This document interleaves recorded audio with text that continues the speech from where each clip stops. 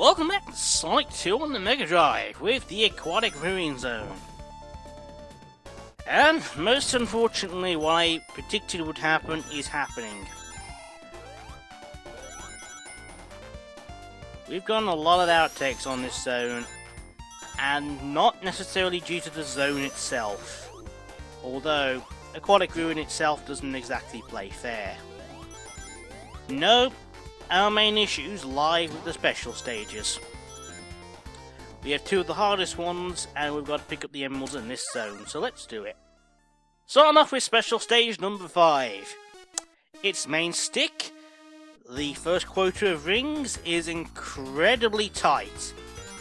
As in, you can't afford to screw up.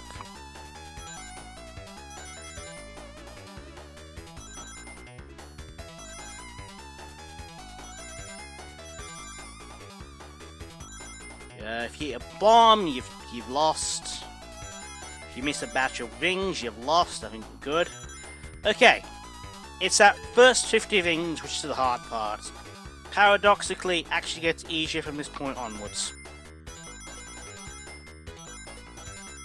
I mean, you can still screw up if you hit bombs or something, but nope, we've already got our ring quota.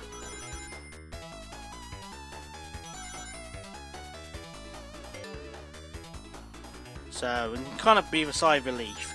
At this point, the special stage throws rings in very predictable patterns at you. So, there's that. Even the tails like to sometimes hop off the special stage and not actually click with rings.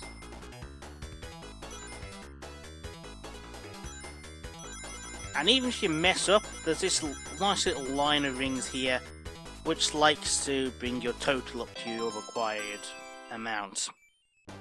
So, that's number 5 over and done with. We've still got special stage number 6, which is another kettle of fish entirely.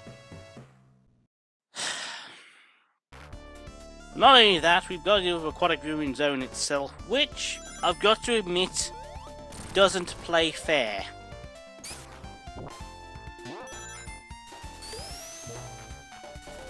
Nope, we're going below. I found out what happened last time I didn't somewhat the upper route, and that ended in somewhat disaster.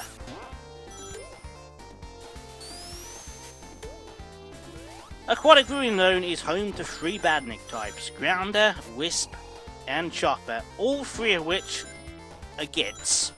Grounder likes to hide in the background and behind foreground objects. He likes to pop out of certain brick formations, and as I just said, behind pillars and stuff. You've got the Wisps, which come in batches of 3 or 4. And finally, you've got Chopper, who you only encounter underwater.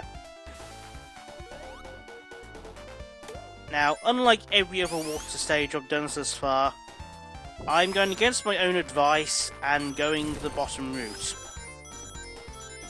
Why? Because we're guaranteed to get 50 rings this way.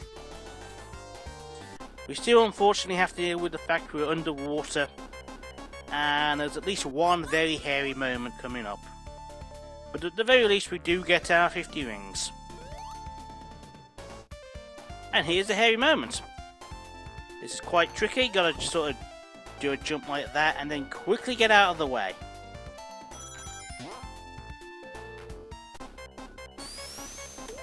Let's get our emerald. Choppers like to charge at you. They also like to hide them behind scenery. Again, like Grounder. So, overall, all the Robotniks in this zone are just gits. We're nearly out of the water now. You hop on this spring, hold left. Otherwise, you get assaulted by this group of Wisps here, who are just going to spin dash and let die. We're also going to grab a very easy to get one up over here. If only our troubles were over. Unfortunately, we've still got to deal with special stage number 6. That arrow fly harmlessly by. So, here we go. Special stage 6. This is the hardest one in the game. Yet again, no room for error. deceptively enough, the early ring totals are fairly easy to get. It's the last batch of rings which is just actually pretty ridiculous. It seems to be, no matter how well you do at this one, you barely make your quota. Again, I do quite like it when they give you the rings in these tight lines like that. Whoops. That's hitting the pause button, my mistake.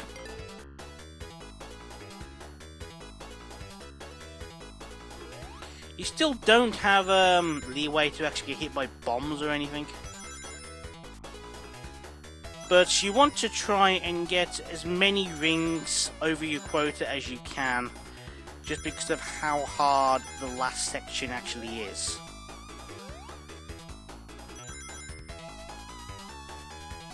Ah, crap.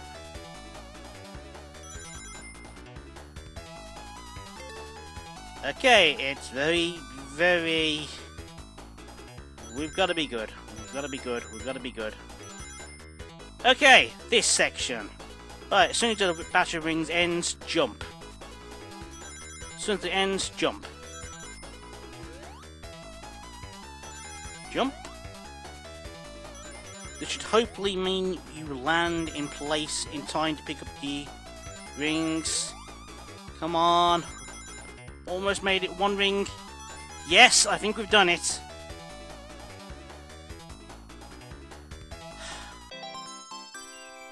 It's still always a close call at stage, but we've done it.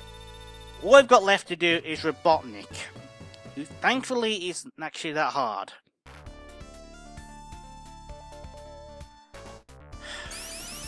So let's do him.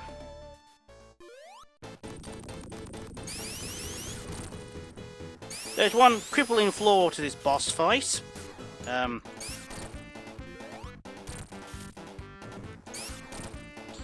Is that you can spin dash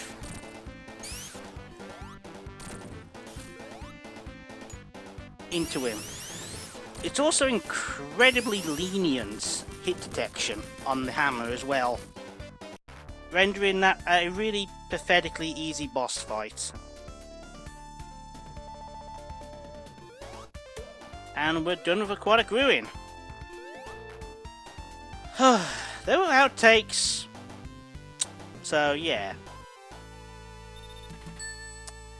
Let's enjoy those.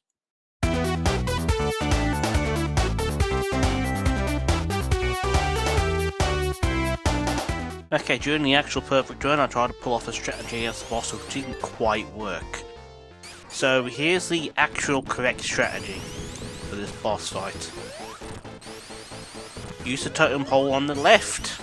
Using the totem pole on the right means you get stuck on the edge of the map for some strange reason. It's a weird glitch in Sonic 2, because you can't spin dash on the very extreme edges of a map.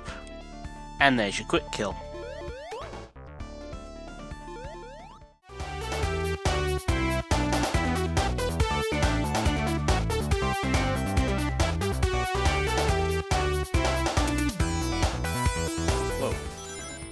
We are, however, going to backtrack just a little as we grab, I think, exactly enough rings for a certain special stage, and for some reason, oh whatever. So Tails, what were you getting blocked by, man? One ring off, okay, fine. I'm sure we can go find one single solitary ring somewhere. There we go.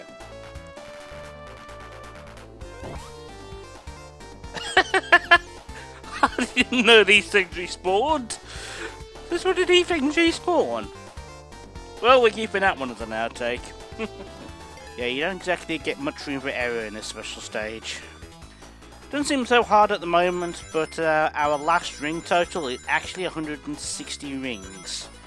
So, any additional ring we can get in a... Oh, that just happened. That just happened. Oh, our first special stage outtake. That's what happened at some point.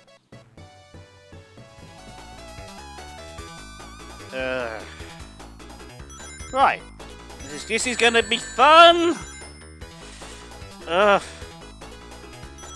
We may have failed.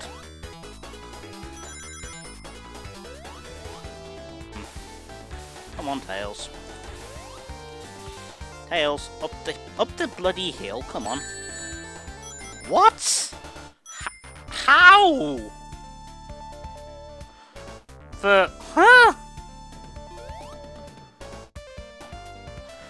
Alright. Well, that wasn't fair. You were hiding behind a bloody foreground object, you git.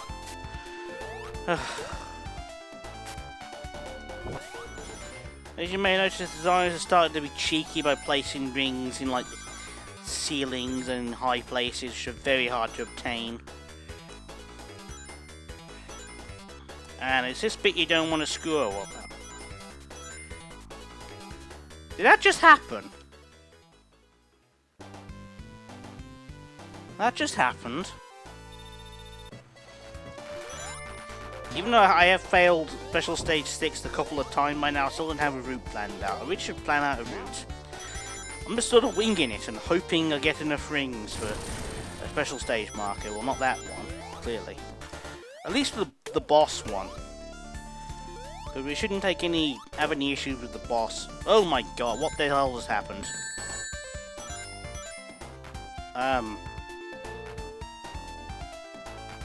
What? I'm sorry, what just happened? I just sort of glitched to the floor. Okay, whatever. I'm gonna go back to Special Stage 6. Here, however, is the exit of the water section, but gotta bounce on the spring twice. And on your second bounce, what just hit me? I didn't even see what just hit me. What just hit me? This is why foreground objects are a bad idea.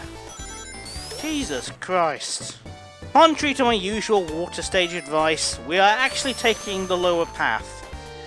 Mostly because it has the most rings, yo.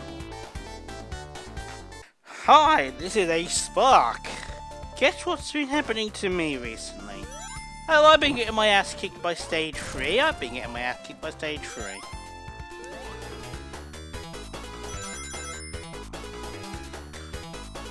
Ah! Bugger. Okay. We might still be able to make this. I'm not sure if I've missed enough rings. Definitely can't afford to miss any more rings, though. Like that. One ring off, bloody hell.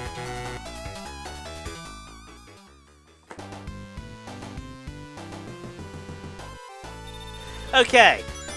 See all these batches of rings, you can't afford to miss one of them. Or you fail. If you hit a bomb, you fail. This thing is an incredibly tight ring quota, shall we say. As in, you just barely make it. Or you don't make it. Grounders like to pop out of the background. They pop out of walls. They also like to be hidden behind foreground objects. That one was my bad.